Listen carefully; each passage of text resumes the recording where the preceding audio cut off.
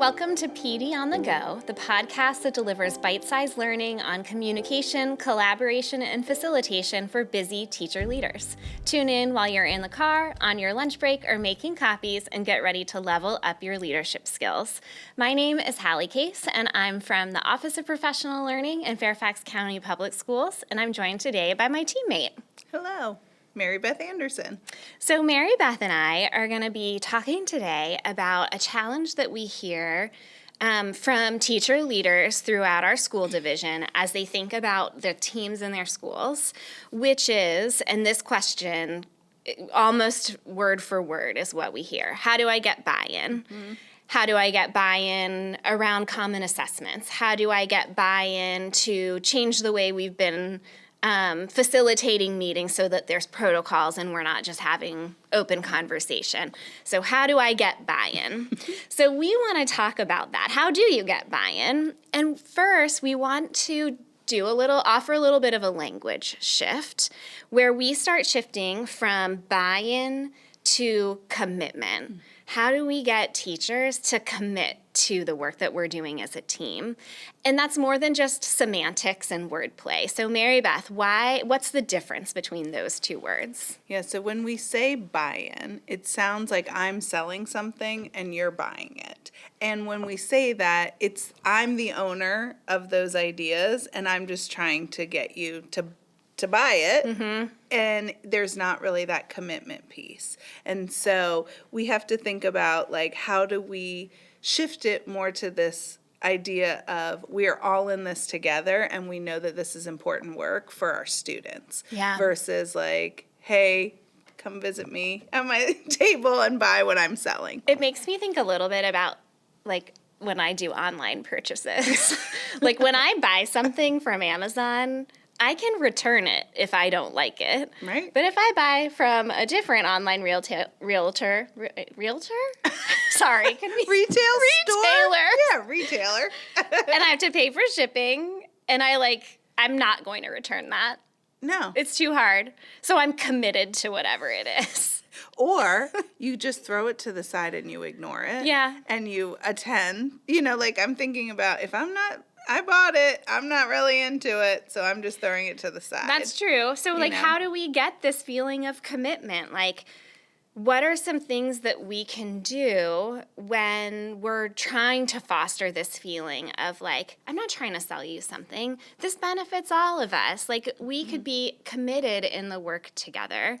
And we hear a lot about, well, let's just presume the positive of people. And we hear that phrase so much that sometimes it gets pushed to the side. So, like, what would it mean to truly presume the positive in order to get commitment? So I think you have to kind of dig down to the root of the resistance. And mm-hmm. You can do that by staying curious a little bit, by asking questions to understand kind of like, why is this person being difficult? Because part of presuming the positive, if you're don't like to use those words because of positive, toxicity, it's really thinking about, like, why are they being difficult? Like, people don't show up to do a bad job. Right. There are reasons why that is. So Is this what we're accomplishing in the meeting, not serving that person? Is there a deficit in skills that they need to build up because they're feeling vulnerable and they can't access what we're talking about? Like, what is it? Mm-hmm. And so staying curious can support that shift into that positive impact and then have that commitment. Yeah.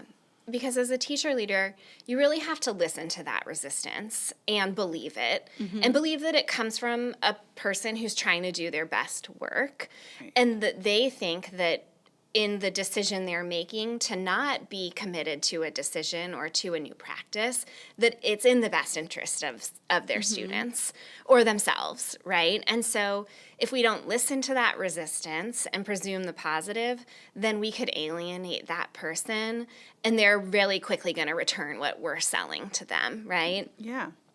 Because they're not going to feel like they're a valued member of your team. Yeah, and we would tell our teacher leaders to shy away from making assumptions too, because sometimes we might think like, oh, well, they're lazy. They never gave that assessment because they didn't have time to, or they didn't want to think about it. Or, just we don't want to assume things or label someone a certain way because of the actions that are happening or how we're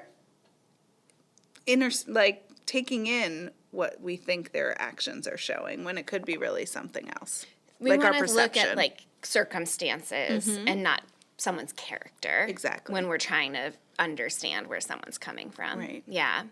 So then what are some practical strategies to increase commitment to team practices? So one thing I would say is to start with some shared leadership. So distribute the tasks. We can share the load because there's nothing worse than coming to a meeting that someone else has planned, they haven't gotten our feedback on, and they're doing most of the talking.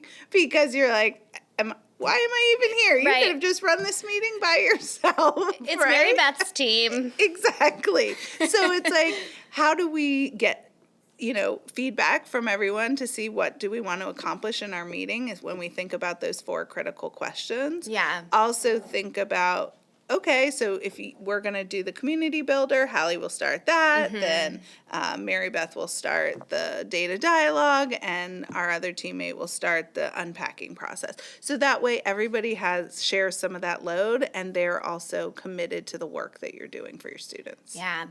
So 2 ideas come up for me around that. One is goal alignment. So you all sort of know what you're working towards as a team. Yeah. In order to distribute the leadership in that way, everyone has to be on the same page about what you're trying to accomplish.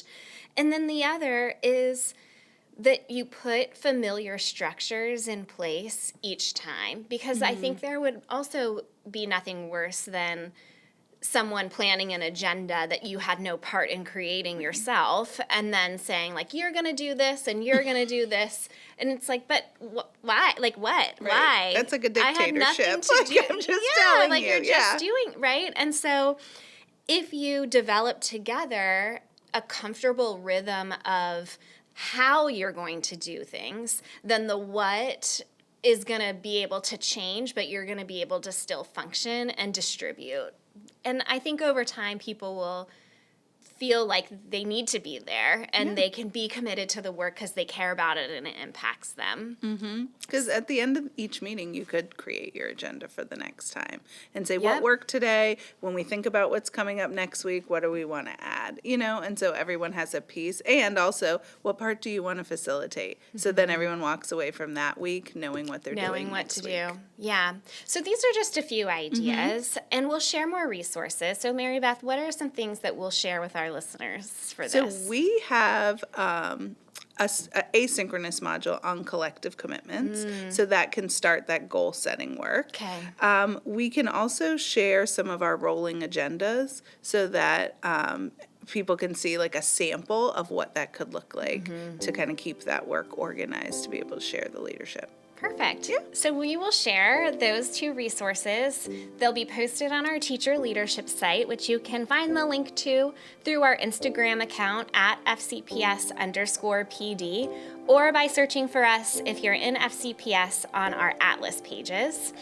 We thank you so much for joining us today, and we hope you tune in next week for some more PD on the go.